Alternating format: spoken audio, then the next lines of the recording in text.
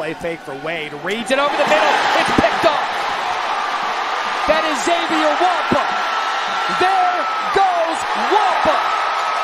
Touchdown, Iowa. Wade downfield. That's trouble. That's picked. Cooper DeJean read that thing from a mile away. All right, we are ready to talk Iowa Hawkeyes football for the 2023 season with Tom Kakert. He covers the Hawkeye Report at Hawkeye Report on Twitter, HawkeyeReport.com. Of course, you can see that in our little ticker there at the bottom of the screen. We'll also leave links in the description area after the show, so you can check that out. Well, actually, you can check it out during the show while we're talking to Tom. Tom, thanks for doing this again. Oh, thanks for having me on. Are we still allowed to call it Twitter, or do we have to call it X? I know. Or Xing, or I don't know. It's just, is there a marketing campaign behind that yet? I don't know. It's just it's all anyway. Yeah, I feel the same way. Football can't be here. Can't be here soon enough, right? Absolutely. That's what we're looking forward to is the season, so we don't even worry about stuff like that. So Iowa football. Last year, it was, you could say it was an interesting season. You know? Interesting would be a word. Yeah. You must have been busy. A lot of stories. It was an odd year with everything that went on with the offense just really collapsing, and the defense still playing at a very high level. In fact, if Iowa had beaten Nebraska in the final regular season game of the year at Kinnick Stadium, Iowa, as bad as they were all year offensively, they were going to the Big Ten title game. So for the second straight year, mind you, it would have been back-to-back years in a Big Ten title game. So, so now it's a little different outlook. I think you've had the drama with Brian Ferentz's contract. Brian is the offensive coordinator for the University of Iowa. He is also the oldest son of head coach Kirk Ferentz, who is in his 25th season at the University of Iowa. So you've got that dynamic of athletic director Gary Barta put together that Iowa has to win 7 games, and they have to average 25 points a game.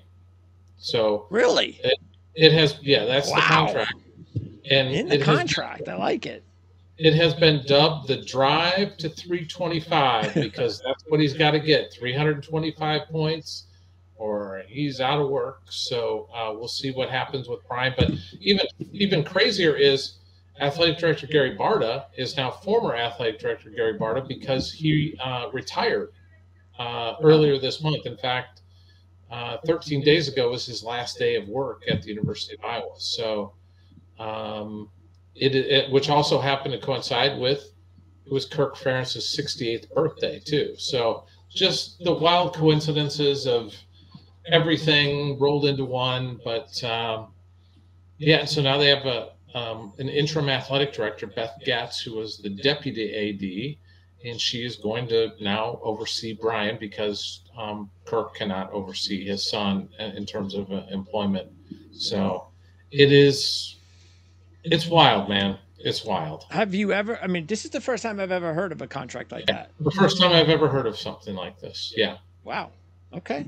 And Iowa is breaking the mold on contracts like such. Iowa's breaking the mold on a lot of things. They got sports gambling investigations at Iowa and Iowa State. Well, that's not good. They've got, it's been very strange because that thing's been going on since May, and there's still no resolution. None of the student athletes in any of the sports have, be it baseball, football, wrestling, have been told how long they're going to be suspended, if they're ever going to be able to play again, any of those things. And some of them have criminal charges. Iowa State players and Iowa players have criminal charges because they bet underage. So it's just, it's just wild. It's wild. How usually the most wild thing about, the last year or two, especially with this past off season, the most wild thing for a football team is the transfer portal.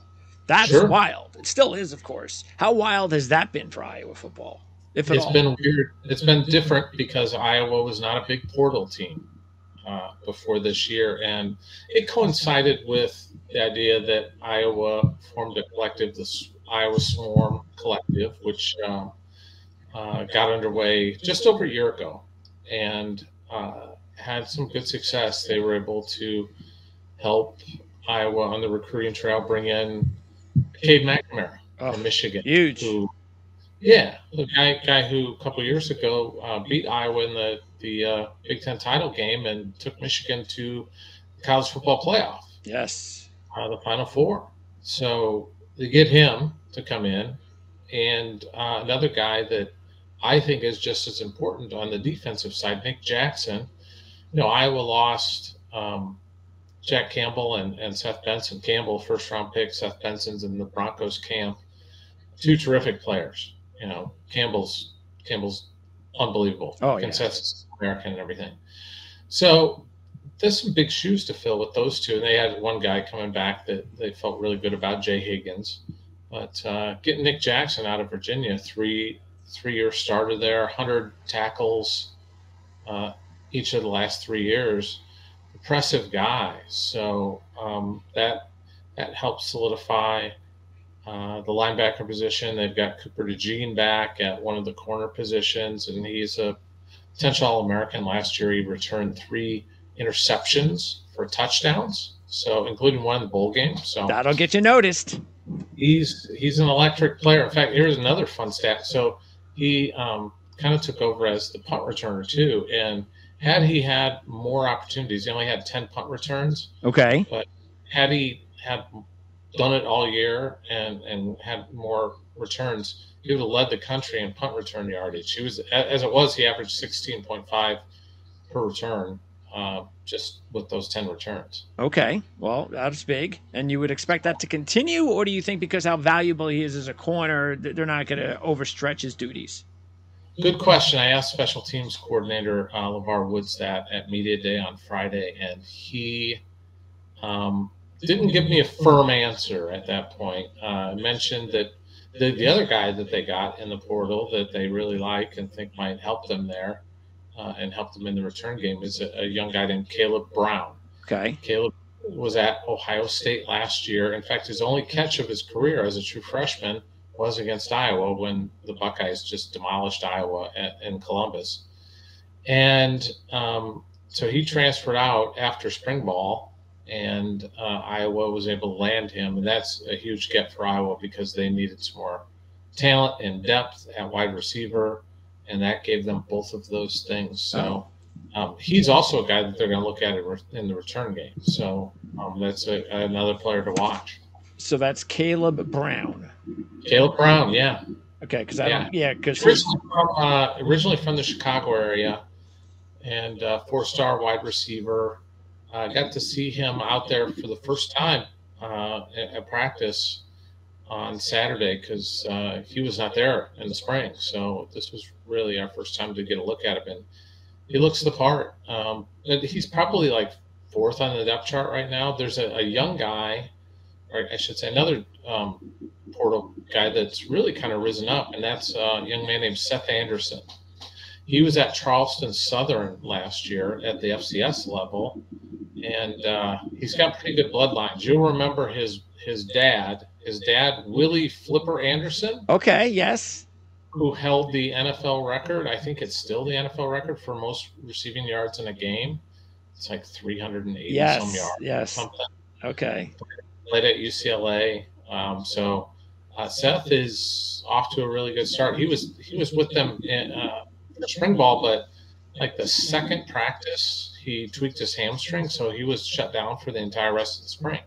Okay. So they really didn't get a feel for him. So he's come out like gangbusters in practice. So they've got Nico Ragaini, they've got Deontay Vines, Anderson, Caleb Brown.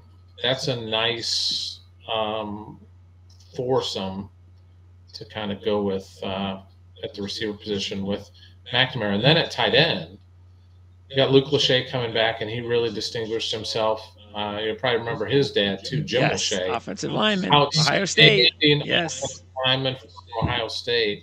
He's the color commentator for Ohio State football. So he doesn't get to see his son play very often. But they also picked up another guy from Michigan, Eric All. Yes, who's terrific. Potential,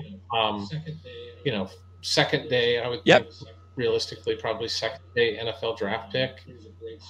There was a great story on College Game Day, I think, last year about Eric All. He was, as a baby, he was rescued from a fire, and he met the fireman who rescued him as a baby, saved his life. That's cool. And they thought he was done. They thought it was, and he had to be revived and everything. And now he's playing college football. It's crazy. That just shows you fine line in a lot of things. And that one, not just to be alive, but like you said, he's a talented kid. They're very rare to have an all-around tight end nowadays in the NFL, and that's exactly what Eric All is. He's an all-around tight end. Mm-hmm. Yep, I would say that. Yeah, for sure. Yeah, because it's interesting. Because I'm gonna obviously update a couple of these on our depth chart, but McNamara is such a big one because of the quarterback position, which is really everybody. Say what you want about coordinators and play calling and all that kind of stuff. And we know it's important. But the quarterback position itself, the talent of the quarterback, that is paramount. And that just hasn't been the case at Iowa. Now they've got a kid. So, yeah, I would think if Iowa's not averaging 25 points a game with Cade McNamara, there's something wrong. Yeah, and they had a real scare. Yeah, and they had a real scare on Saturday with Cade. This was the first time we got to see him we did get to see him in the spring, but first time in 11-on-11. The stuff he did in the spring was 7-on-7 because he was coming off of some knee surgery that he had in October, and they were just taking it very, very, very carefully with him in the spring, as they should. So he scrambles and starts running, and he's right at the midfield mark where the Tiger Hawk is on the field, and he just goes down. It looked like the turf monster, and usually when the turf monster pops up, that's bad news. That's Achilles. It's Achilles or an ACL or something, like that. So everybody's like worst fears, because then he kind of gets up and then he limps off and goes to the locker room, and everybody's like, "Uh-oh, this is not good." Typical. But right now it looks. Now, this could change because he was having an MRI today, but everything that they have seen and every indication they have is that it's simply a strained quad, and bullet dodged, because he goes down. The guy who's Joe Labus, the kid who started the bowl game's been out injured, and the only other scholarship quarterbacks they have is Deacon Hill, kid who transferred in from Wisconsin, but he left Wisconsin and was headed to Fordham, and Iowa picked him up because Carson May, one of the backup quarterbacks, left. And then they've got true freshman Marco Lainez from New Jersey. Wow. And then a walk-on Tommy Polhusky, his dad, played at Iowa. And so, yeah, they don't have, it could get, they got to keep Cade healthy. Let's just leave it at that. Yeah, a lot of pressure. Absolutely. Because I'm looking at and I don't know, because, again, these, with the transfer portal, our lads has to update some of the later ones, but I was interviewing, we did a few shows recently and interviews with these teams, and I just, taking a look at the depth charts, I'm like, I couldn't believe I'm trying to remember one of them, Auburn. I couldn't believe it. I think it was Auburn. I mean, there's like 20 transfers all over the board. Like everything is as the color transfer all over. Here at Iowa, there's one guy on defense and less than 10 on offense.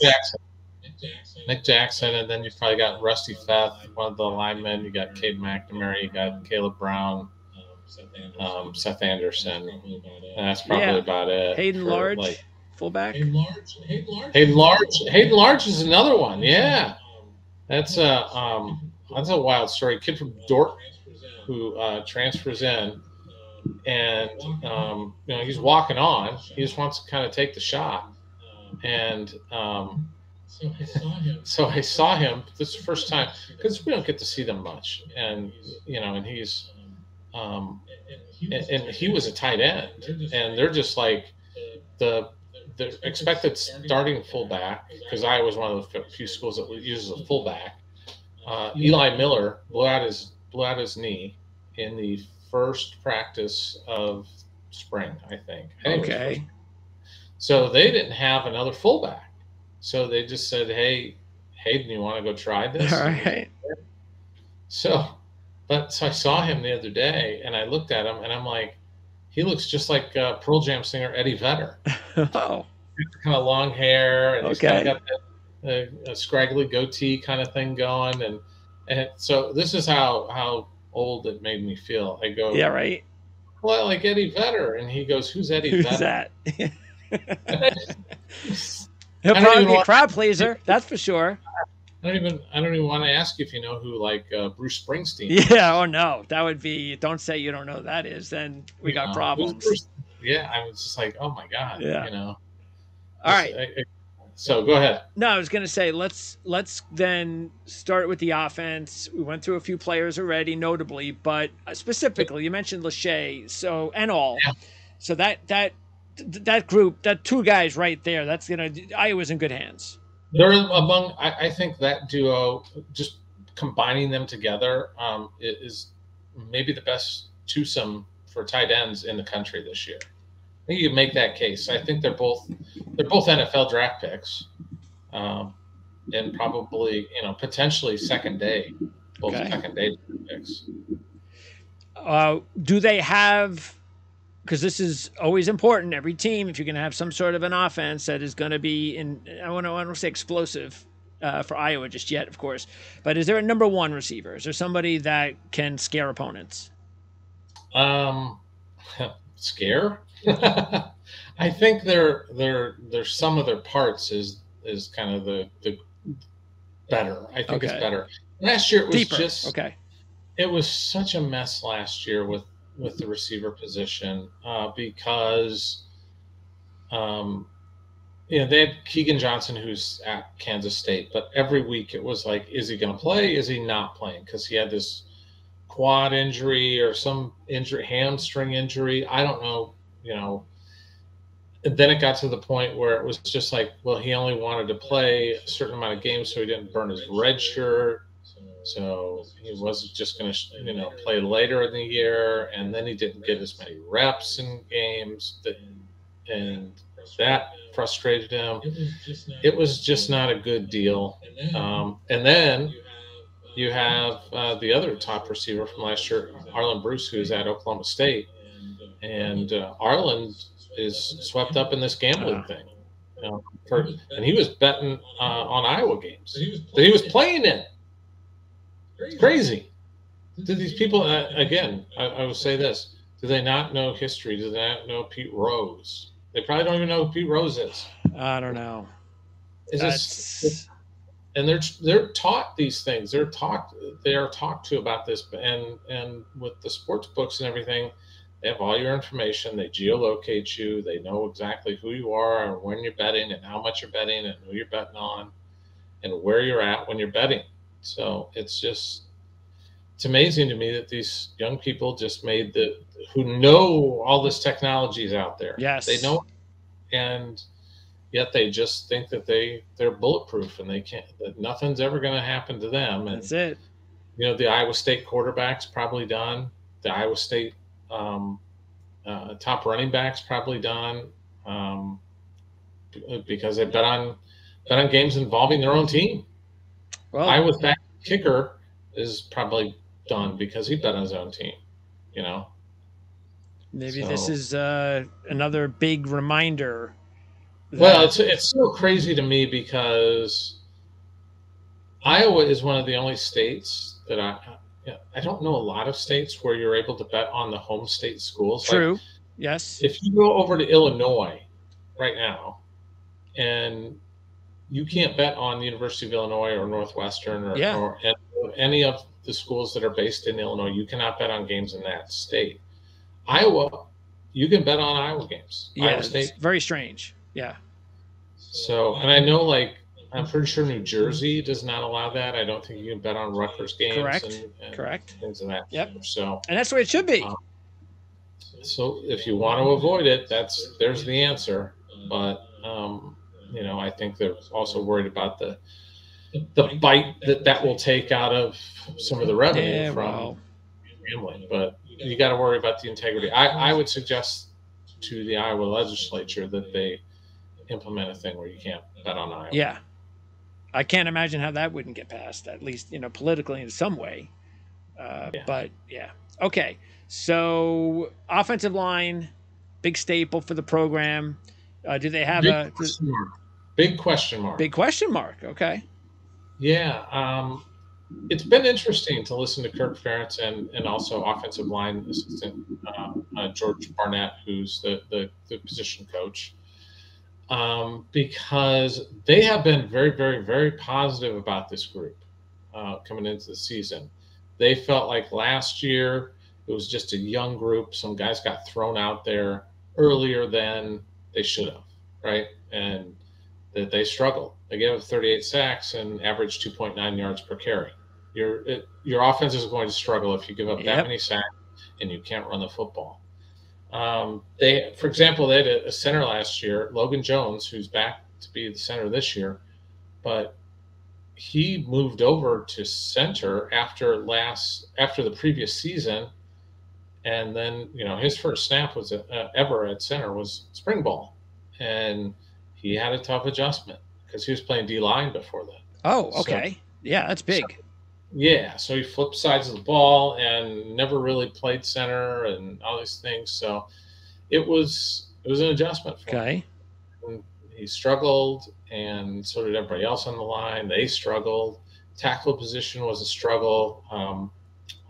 Their left tackle, Mason Richmond, told us at Media Day that he basically played last year pretty hurt and had to have postseason surgery after the year. So they got to get better up front.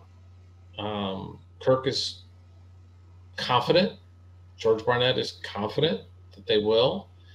But based on what we saw on Saturday, it looked a lot like a lot of the quote unquote kids' day practices that we've seen where the defense just dominates the offense. And that's what happened. They dominated them again. So that doesn't mean that, because I've been there watching these for 20 plus years, these kids' day practices, and every year it's the same you're singing from the same hymn book kind of thing where it just looks the same every year. The defensive line dominates the offensive line. But some years in September, the offensive line looks good. Other years like last year, it just never gelled. So there's a lot of questions. Well, I was about to say, if Iowa, if you can't have a good offensive line, then that just might tell you all you need to know about what kind of issues the team may be having, because that's usually not an issue. But again, there are skill position players that have been added, and we've talked about them, including McNamara and all. But what about the running game? Caleb Johnson. Is he ready to break out? Can he break out with that offensive line? Yeah. Is he a legit top guy? He's a legit top guy. He's just the eyeball test that you take for running back. You're just like, holy cow, this dude looks like a Greek god. He put on more muscle and got faster, and he's still big. I mean, he's legit like 6'1". And power, he just long strider, and also I should mention LeSean Williams, who's the backup. Okay, Kirk Ferentz singled him out as being a guy that's really come on in fall camp too. So you got him, Jazz Patterson, is the other guy that's behind those two. He's really come on since bowl prep last year. So they have three legit, really good running backs. Okay. All right, defensively, as we switch on over, you mentioned Campbell, so he's gone. That's a big loss. And there have been some really good players that have left this program on defense the last several seasons. But you did mention one of them, Cooper DeJean, is still there. Let's start with the secondary.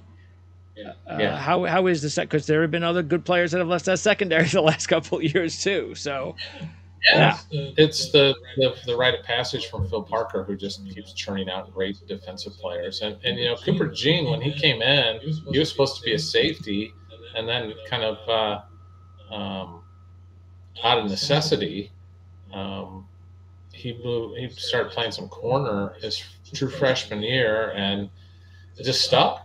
And so he's one of those guys that, and I think all of us have met people like this, like maybe at high school or college or something, just that guy that everything he does really well, and he'd be really good at it. And he's just one of those guys. That's Cooper. He's just, although he did tell me that the one sport he doesn't do well is tennis. He has a tough time to serve. He quoted me, goes, I have a tough time putting it in that box. Okay. That's okay. So, but he's gifted. He's special. He's probably going to the NFL after this year. I know, talking to some people that they think I know that there were a lot of NFL people in Iowa City for Pro Day this year with Jack Campbell and Samuel Porter there and everything. And they got to look at Cooper, and they watched some film on Cooper, and there's several prominent NFL people that have indicated to people in Iowa City that Cooper is on their radar to be a first-round pick. Okay. He's that good. The other side, Jamari Harris, who missed last year with an injury, but prior to that, I go back to that Citrus Bowl against Kentucky, not the Music City Bowl last year, where he had interception and 3 broken up passes and 6 tackles against Kentucky, and that was Will Levis throwing the football. So, legit quarterback. At safety, they've got Xavier Wampa and Quinn Schulte. Schulte's the classic Iowa safety, just a little mistake guy. Wampa is 5-star kid. He's the highest recruited player, in the program. And wow. He started the bowl game and had a pick 6 in the game. And he's really good. I think the light bulb is going on officially, and he's going to be a big time playmaker this year for Iowa football. Was he an Iowa kid? Yeah, okay. Grew up went to Southeast Polk High School out in the Des Moines area. So the same place that Caden Proctor went to. Caden was committed to Iowa for a long, long time, and then Nick Saban swooped in at the last minute and stole away the 5-star offensive tackle that Iowa could desperately need, because I'm pretty convinced that Caden Proctor would probably be Iowa's starting left or right tackle this year. Typical. He's good. I mean, stealing players from Iowa. Biggest human beings and he's like 6'7", like 340, and it doesn't even look like it. I mean, he's a massive young guy, and boy, if Alabama misses on a kid like that, it doesn't really show up. Yeah. When Iowa misses on a kid like that, yes, it shows up. Huge. Okay, front 7. Mm-hmm. Is there a difference maker? There's a lot of good players. I think the thing that sticks out is the depth. Okay. The depth of talent. If there's a guy that I think is going to be like a star, like a potential 10-sack guy, I'd look at Deontay Craig, who's going to start at end. Okay. And he is really good. He had 6.5, 7 sacks last year and didn't play a high volume of snaps. So I think he's a player to watch. Joe Evans, you can just pencil him for 6.5, 7 sacks. I think he's done it 3 straight years. They got him to come back for a 6th year. Logan Lee is back, and he's just a tough, small town dude. And then Noah Shannon, who mentioned, he's got the gambling stuff hanging over him, but I think he'll do really well. Aaron Graves is special. He's a great talent. Ontario Thompson. So Ontario Thompson's a kid that they got, and I don't know how much he's going to play. I was at media day and I looked over, and he's doing like cartwheel, like backflip things, and he's 6'3", 295, and he's doing he looked like he was Simone Biles out there. Okay. Doing like a floor exercise routine or something, like a tumbling run. I couldn't. It was unbelievable. That's Ontario Thompson. Yeah, was he on the team last year? No, he came in another kind of portal JUCO ad. Okay. But he's probably third string. There's another kid, Y.A. Black, who I think's got NFL potential, who's a backup too. So they've got some talent there, and at linebacker, they run that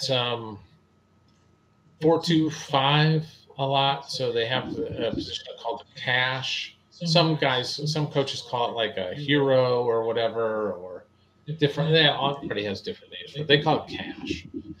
And they've had some good cashes that have gone to the NFL.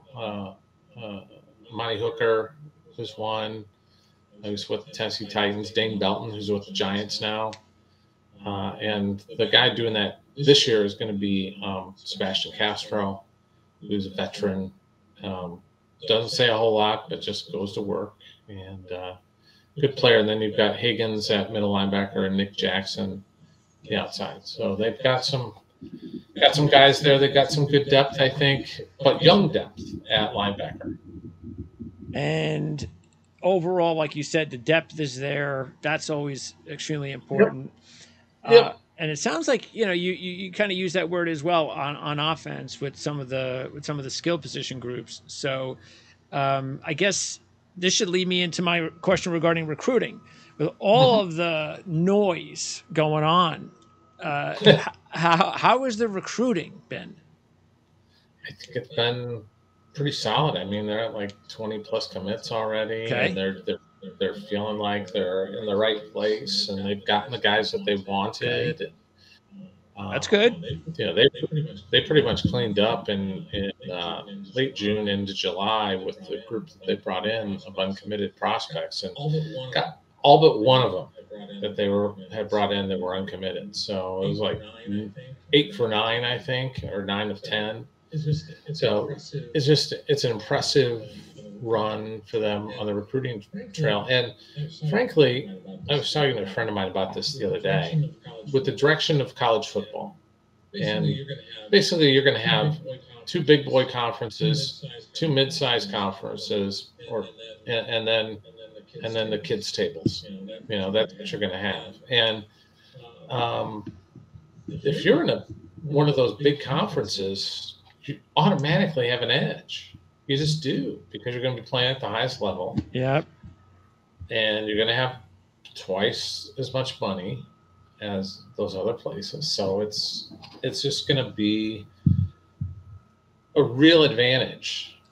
I even said that about like if and when Kirk Ferentz, who turned 68 and is entering year 25 as a head coach, if he retires, I mean, the Iowa job is an infinitely better job than when he started.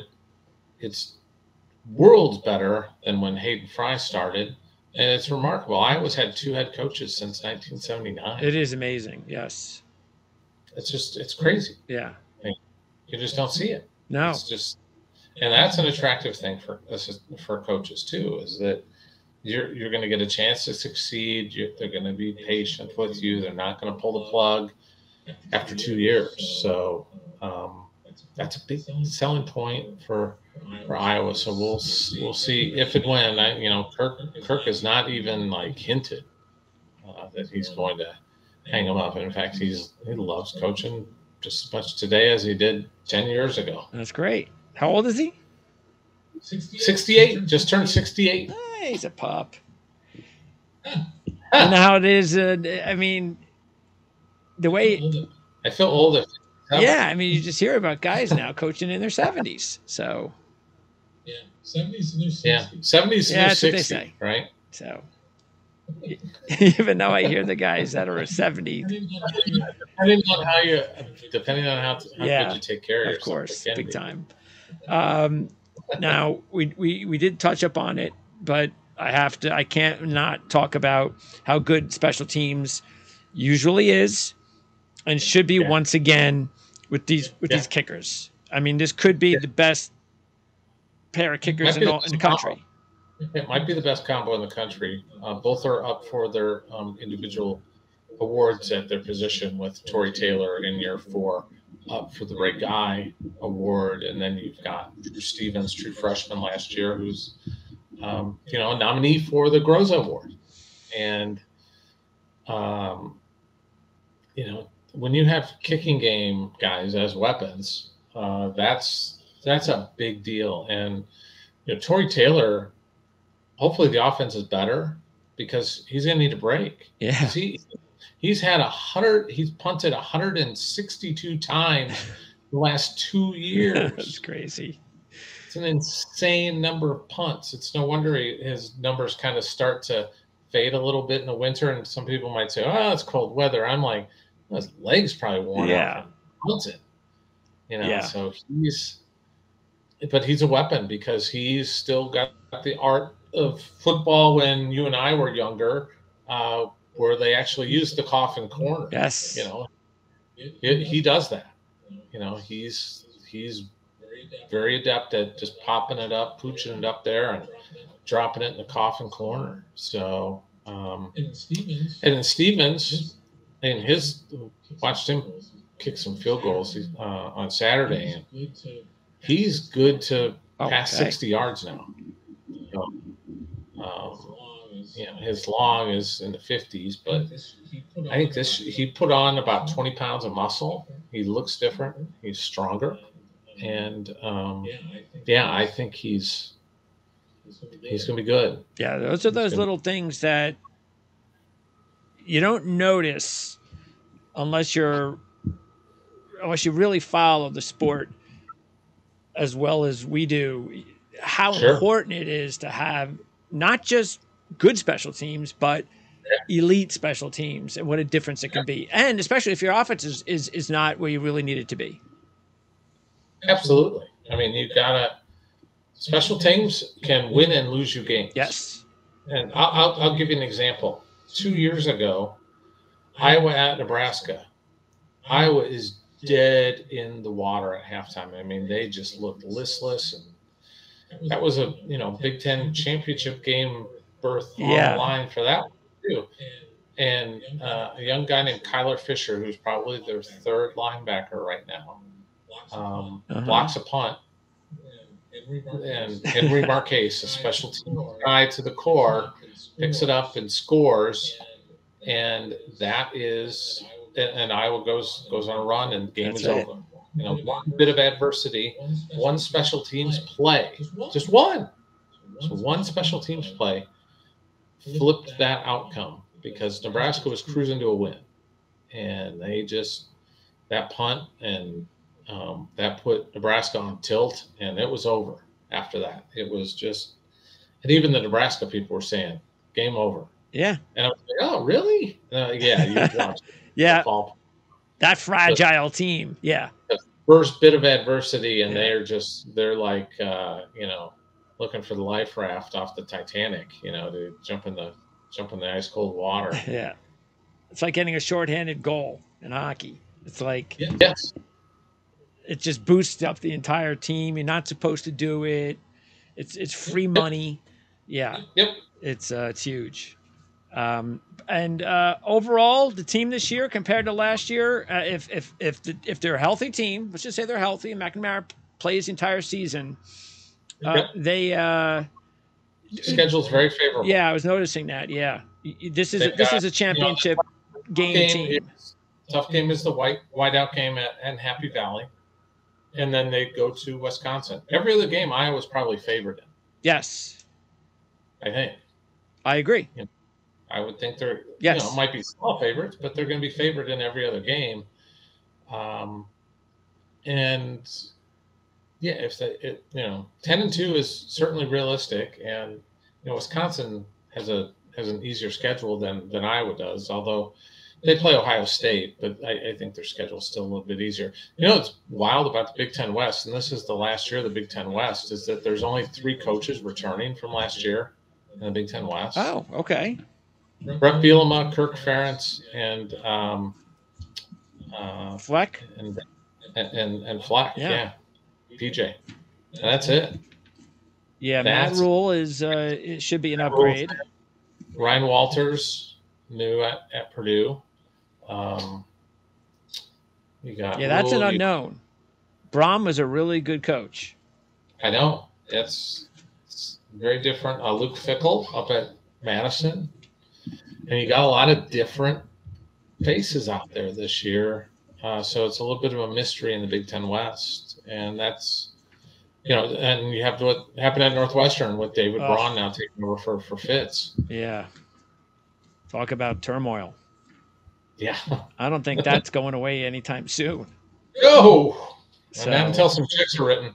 And see what they think about losing Pat Fitzgerald. It's one of those that old story. You don't know what you missed until it's gone. So it's wild because they're supposed to. Iowa's playing Northwestern at Wrigley this year at Wrigley Field. Yeah, that's right. And so this is supposed to be the last year of Ryan Field, and then they're going to tear it down. And they're going to kind of build this like state of the art 35,000. Yeah, right. Yes. Thing or whatever, and I figured. Even if things go rough for Fitz, and it's not been great the last 2 years or so, but,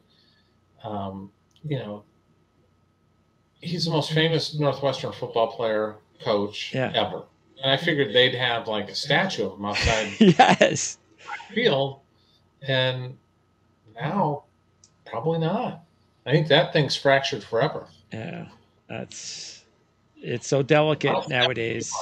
That one healing. Who was that? I don't see that one. No, I don't. It may take somebody with a name, who knows, somebody to come in there. But who would want to? It's such a tough job. Yeah. And again, that's why I just don't think fans, because a lot of fans, how long was he there? So he was there, 17 years? Yeah. So... Yeah, I think he's second most in college football behind Ferentz. So that means that there are Northwestern fans, teenagers, that haven't the slightest idea how tough that job is. Slightest idea about what they're about to... The struggles of the days of Denny Green and Francis Peck. And as I told a friend of mine, I said, Eric Parsegian is not walking through that door to coach the Wildcats to any sort of success either. So, he was it. He was the man. There was a Fitz and Eric Parsegian were really the Randy Walker a little bit. He had the great Rose Bowl season, and then tragically passed away. Gary Barnett. Yeah. But for the most part, in my life, Northwestern's not been good, and but Fitz had great success. Yeah, it's going to be missed. Those guys are going to be missed. But he'll get a job in the NFL more than likely if he wants it. He'll get a job somewhere. Yep. College might be hard at this point. Yep. Oh, I think he'll get a job if he wants it as head coach in the NFL. Somebody will hire him. He almost got hired by the Packers. Yeah.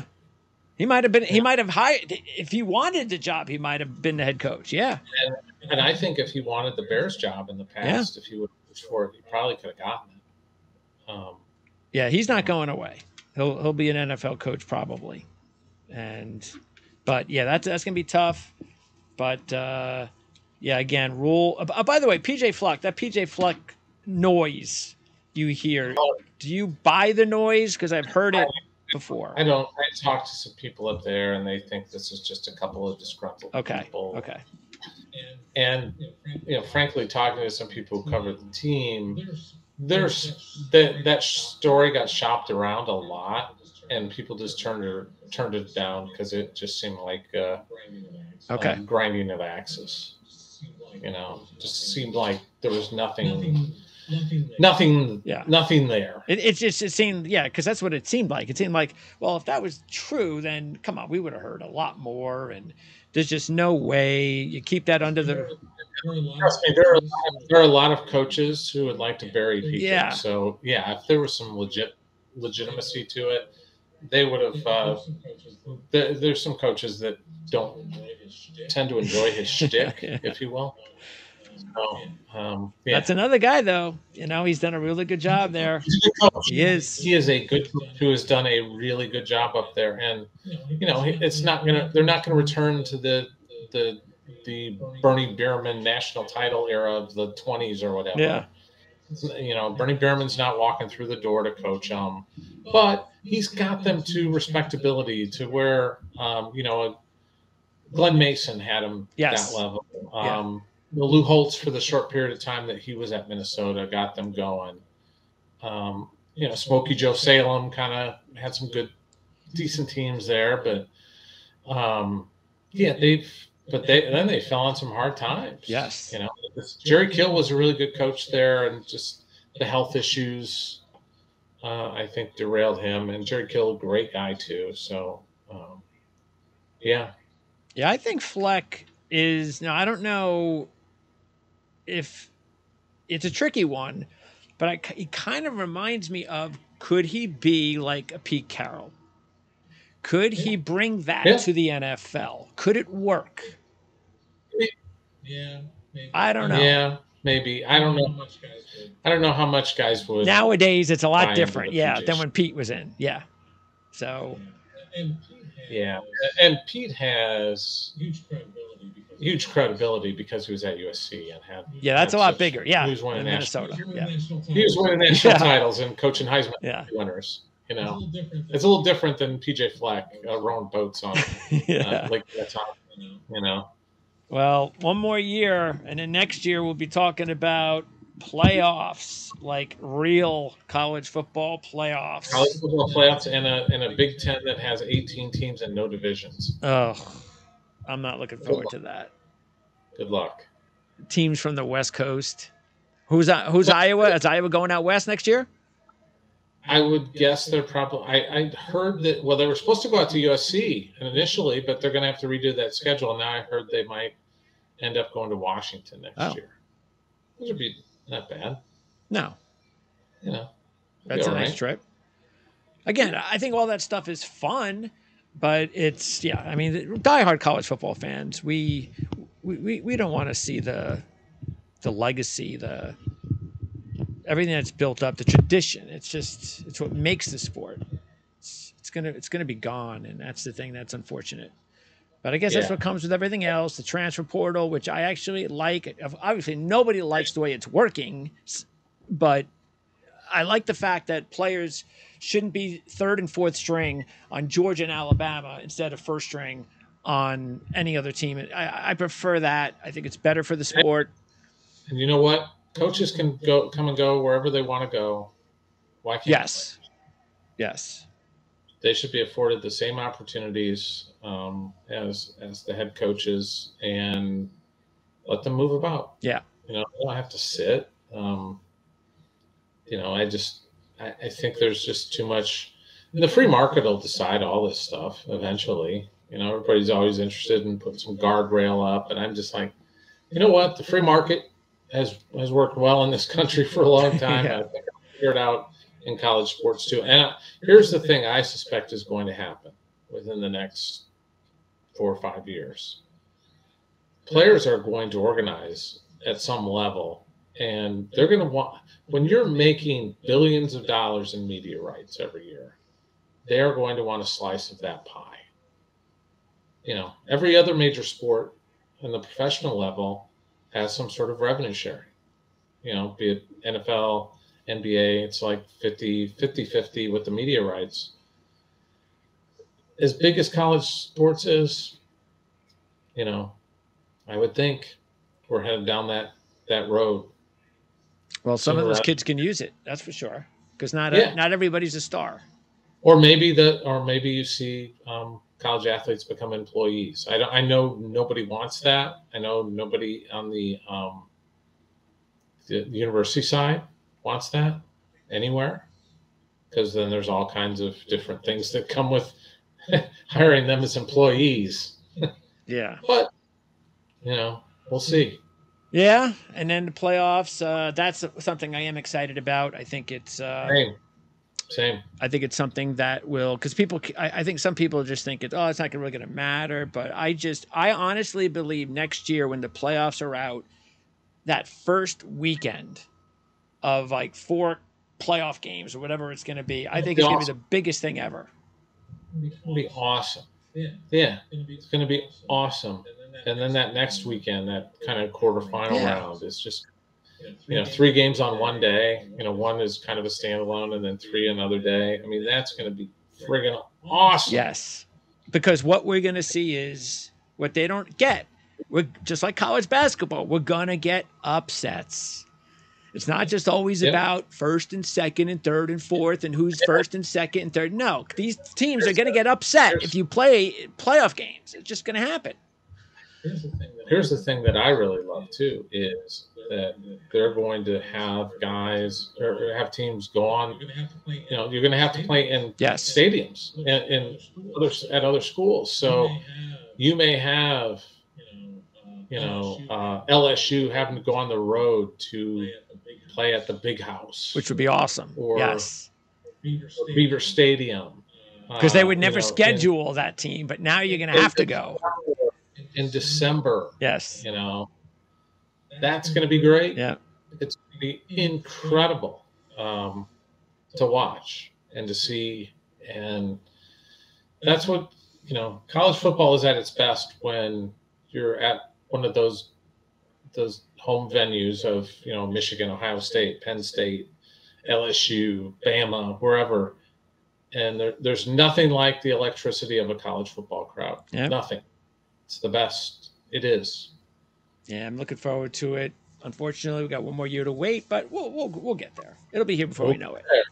We will get there. And hopefully we won't hopefully if Iowa has some big games this year or a big game or two, we'll be able to talk again before we talk next year about next year's team and then the legitimate playoffs that are coming. Awesome. But yeah, I think Iowa is definitely going to be in those games as long as Kate stays healthy. So I'll look forward to talking to you more Iowa football later in the year, Tom. And I always appreciate you giving me time to understand what's going on with the program. Absolutely. Thanks for having me on. Thanks, Tom.